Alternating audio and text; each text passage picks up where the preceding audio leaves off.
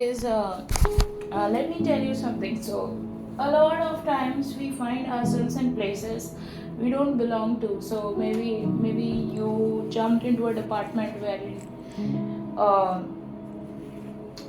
you didn't want to be, or jumped into a department. When I said jumped into a department, maybe you ran into a role which actually you didn't want to be, but somehow you landed up there, and now life is teaching you how to manage things. So it happens. Like, I was someone who always wanted something data related job, something on the technical side, but I don't mean that I want to be in the technical side always, but like just as a beginner, or just as a, like somebody who doesn't have any experience.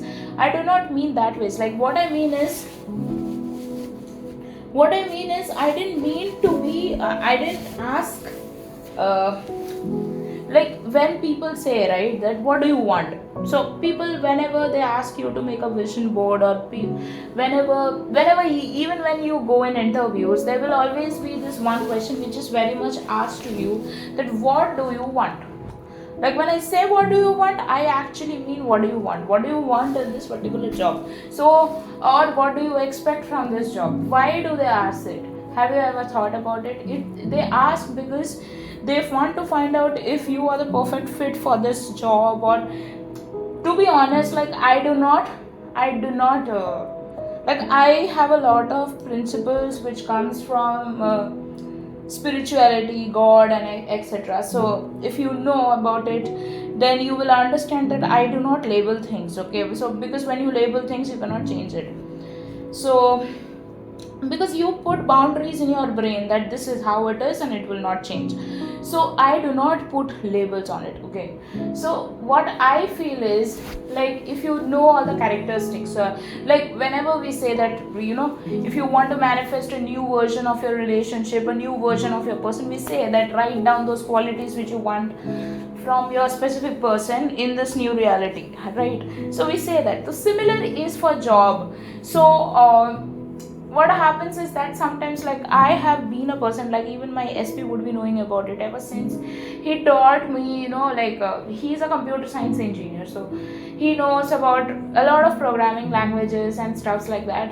He has a lot of experience in those. Like, he had worked in one of the most best software companies of not just India, all over the world. So he has an experience over software and etc like that, and I cannot be at his par on that thing, because obviously he has done a specialization in engineering. How can I, like, if I learn from him every day, I might go to where he is. So that's the thing. So I gave a lot of interviews when I was in my bench period, and because of the lack of experience, or lack of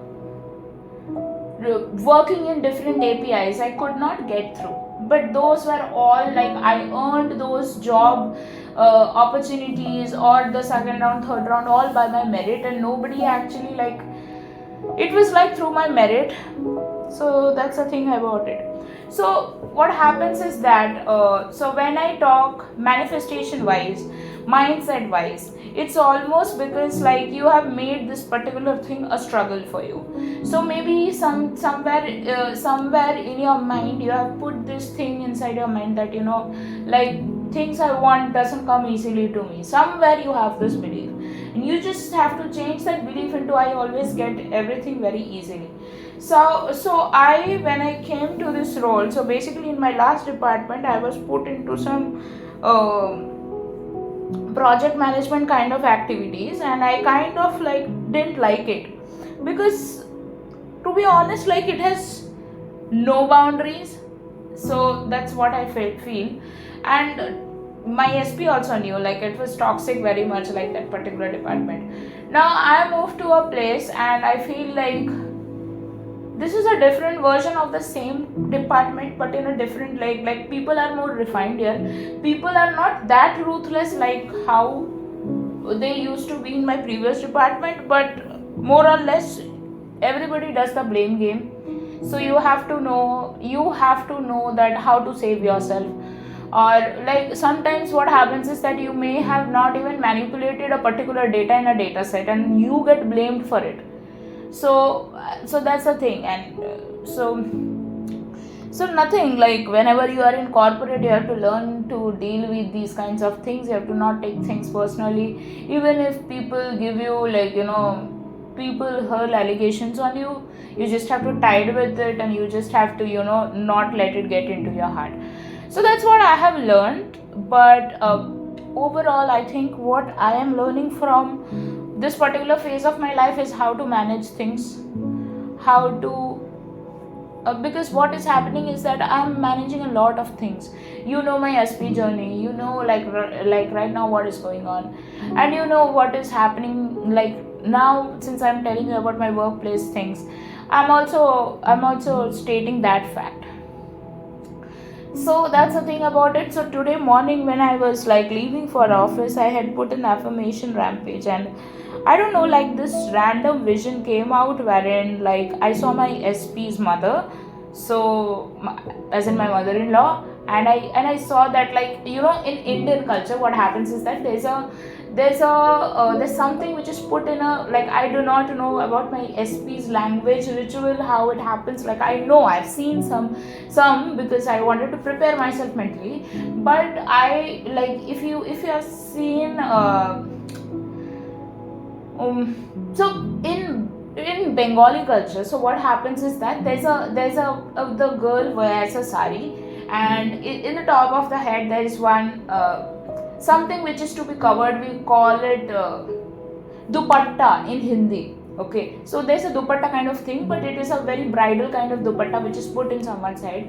And what happens is that so I'll tell you the Bengali ritual. So basically, the husband cannot see the wife's forehead wherein he will put the sindoor. So I saw that happening in the morning when I was about to leave for office, and it just came so random. It was so effortless. I didn't even think about it, and it came just randomly. And then all of a sudden, what happened? I saw my mother-in-law holding that dupatta for me, and he is putting that sindoor in my head, and I saw that. And so in Bengali rituals also, the mother of the girl cannot see that her son-in-law putting sindoor on the daughter. Why? Because it says that the mother's eye is very sensitive, so she always wants your happiness.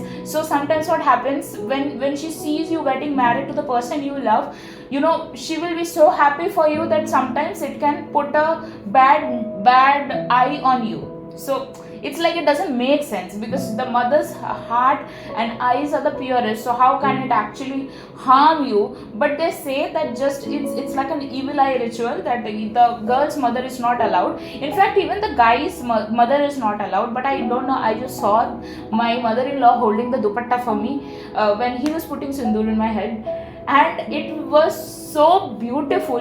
Not just because I saw my mother-in-law and I saw him putting sindoor on me, but that entire thing, it was so beautiful. I just replayed that in my head for quite some time, and it was enough for me to tide the difficulties of the day, because before that something bad happened. I just got blamed into something, but when I saw that, it was enough for me to tide the difficulties of the day. So that's how, like, these are not just inner conversations, these are like the future visions of things which are about to happen for you. And I think that's the most beautiful thing I could see. And I when I used to see my mother-in-law's picture in my SP's stories or statuses like that, so I used to see her and I used to mentally prepare myself. So we would have this kind of relationship with each other. She will love me as her daughter, I will love her as my own mother. So I used to have these kinds of stories, because, like, the more positive you talk about things, the more positively you think about things. And what happens is that what is sad, what is like a state akin to sleep. So before going to sleep, you think about the things you want in your life to happen, and you see it in a way that it has already happened, and that's how it happens. So there are so many times, like, I've seen actually my like, there are so many things which first I actually imagined in my head, and it happened just like that, good, bad, everything. So that's the thing. It depends upon what you focus on the positive, and you will get positive. And like sometimes what happens, like nowadays, like when you are in a corporate career, and when you see other people hanging out with their partners, and I'm not comparing or anything, but to be honest, like I do not even get, I do not compare myself anymore. Like there was a time I used to compare a lot, but I do not compare myself anymore. But sometimes today I just felt like I needed my partner just there with me. So I just imagined it in my head, because what happens is that at the end of the day you want to narrate all these stories to someone, and you just want your partner. And for me, like I'm fighting with this whole world for my partner, because I just want him to do that ritual which I saw in the morning. And I know that. So basically, I also realized this one thing. I have not entirely shifted my identity to it, because somewhere I'm still saying that that I want my partner. I'm using the word want. Then I'm saying things like I am fighting. Why would I fight? Like, you're not fighting. I mean, sometimes the phases are so that you are struggling with things, but you still have to be aligning into the wish fulfilled mode, because that's the only way things will happen. So that's about it. I think enough of what I said. Okay. Thank you. Bye.